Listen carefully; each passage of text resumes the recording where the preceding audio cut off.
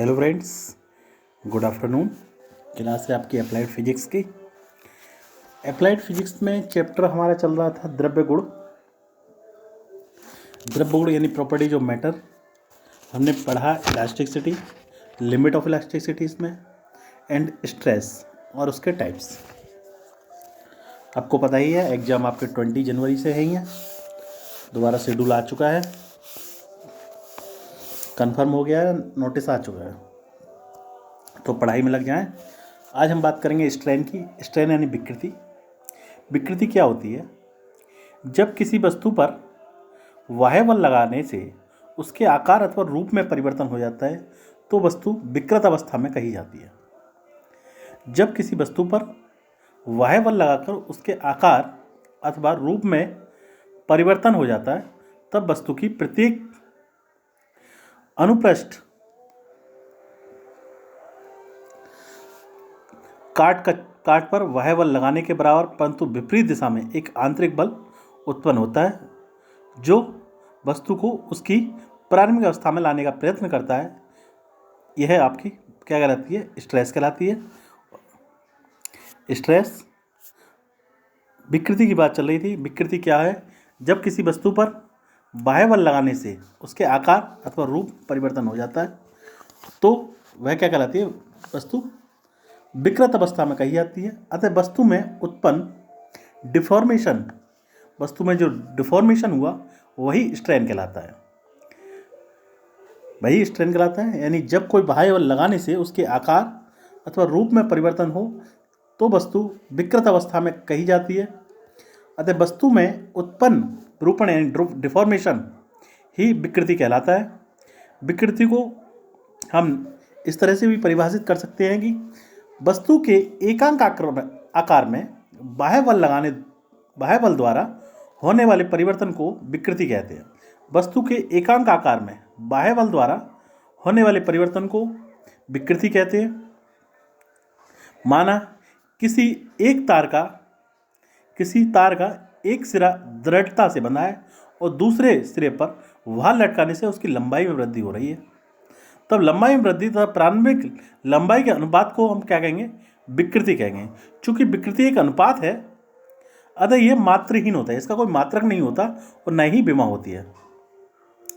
वस्तु पर कार्यरत बाह्य बल के अनुसार विकृति भी 3 प्रकार की होती है। 3 प्रकार की विकृति होती है। कौन कौन सी? एक होती है लॉन्गिट्यूडनल, दूसरी होती है वॉल्यूम और थर्ड शेयरिंग। यानी लॉन्गिट्यूडनल मतलब अनुदैर्ध्य विकृति, वॉल्यूम स्ट्रेन मतलब आयतन विकृति, और थर्ड आती है शेयरिंग स्ट्रेन। अनुदैर्ध्य विकृति क्या होती है? यदि किसी वस्तु की लंबाई के अनुदिश उस पर बाह्य विरूपक बल लगाया जाता है तो उसकी लंबाई में वृद्धि हो जाती है। यदि किसी वस्तु की लंबाई के अनुदिश बल लगाया जाए तो वह विकृति क्या कहलाएगी? लंबाई में वृद्धि हो जाएगी, देन वह क्या कहलाएगी? आपकी अनुदैर्ध्य विकृति कहलाएगी। इसके लिए फार्मूला है एक। अनुदैर्ध्य विकृति को रेखीय विकृति भी कहते हैं। लंबाई में वृद्धि अपॉन प्रारंभिक लंबाई, स्मॉल एल अपॉन, मान लिया कि लंबाई में वृद्धि हुई स्मॉल एल और प्रारंभिक लंबाई एल थी, तो रेखीय विकृति यानी अनुदैर्ध्य विकृति हो जाएगी small L upon capital L. Second आता है वॉल्यूम स्ट्रेन यानी आयतन विकृति। किसी वस्तु पर विरूपक बल लगाने से उसके आयतन में होने वाले परिवर्तन को आयतन विकृति कहते हैं। किसी वस्तु पर विरूपक बल लगाने से उसके एकांक आयतन में होने वाले परिवर्तन को आयतन विकृति कहते हैं। माना वस्तु का प्रारंभिक आयतन b है तथा विरूपक बल लगाने से आयतन में परिवर्तन डेल बी हो जाता है, तब आयतन विकृति क्या हो जाएगी? डेल बी अपॉन बी, यानी आयतन में परिवर्तन अपॉन प्रारंभिक आयतन। थर्ड आती है शेयरिंग स्ट्रेन यानी अपरूपण विकृति। यदि किसी वस्तु की सतह के समांतर बल इस प्रकार लगाया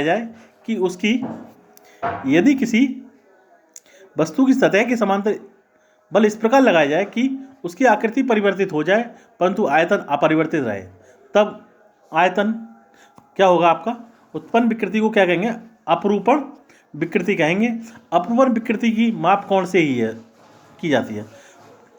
अपरूपण विकृति यानी शेयरिंग विकृति को हम एंगल से मापते हैं। उसके बाद आता है हमारा हुक का नियम, हुक्स लॉ। हुक्स लॉ क्या है आपका? सन 1679 में वैज्ञानिक रॉबर्ट हुक ने बताया कि वस्तु पर कार्यरत बल तथा वस्तु के कारण वस्तु में उत्पन्न संगत विकृति के मध्य एक संबंध स्थापित किया, जिसे हुक का नियम कहते हैं। 1679 में रॉबर्ट हुक ने वस्तु पर कार्यरत बल तथा वस्तु के कारण वस्तु में उत्पन्न संगत विकृति के मध्य एक संबंध स्थापित किया, जिसे हुक का नियम कहते हैं। क्या है ये?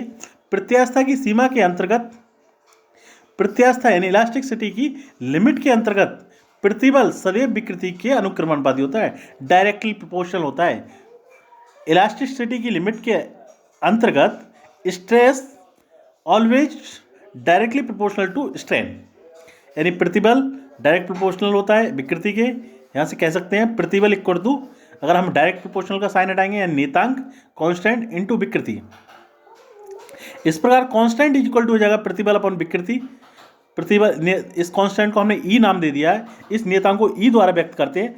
इससे प्रत्यास्था गुणांक मॉडुलस ऑफ इलास्टिसिटी कहते हैं। इस कांस्टेंट को मॉडुलस ऑफ इलास्टिसिटी कहते हैं। ई का मान पदार्थ की प्रकृति पर निर्भर करता है। ई का मात्रक निकालें तो न्यूटन प्रति मीटर स्क्वायर होता है, तथा बेमा होती है इसकी ml-1 टी स्क्वायर, टी की पावर -2। किसी दिए गए पदार्थ के लिए प्रत्यास्थ गुणांक ई का मान प्रतिबल तथा संगत विकृति के अनुपात पर निर्भर करता है। चूंकि प्रतिबल तथा विकृति दोनों 3 प्रकार के होते हैं, अतः प्रत्यास्थ गुणांक भी 3 प्रकार का होता है, यानी मॉडुलस ऑफ इलास्टिसिटी 3 प्रकार का होता है। पहला यंग मॉडुलस इलास्टिसिटी, दूसरा बल्क मॉडुलस ऑफ इलास्टिसिटी, और third modulus of rigidity. Young modulus of elasticity मतलब यंग प्रत्यास्था गुणांक। यंग प्रत्यास्था गुणांक को हम 22 से नोट करते हैं। y इक्वल टू अनुदैर्ध्य प्रतिबल बटे अनुदैर्ध्य विकृति। अनुदैर्ध्य मतलब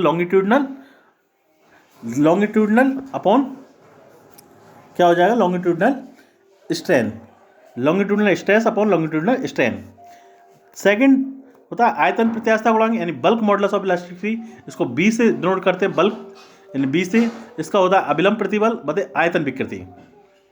और थर्ड होता है आपका अपरूपण गुणांक अथवा दृढ़ता गुणांक, यानी मॉडुलस ऑफ रिजिडिटी। इसको नीटा से डिनोट करते हैं।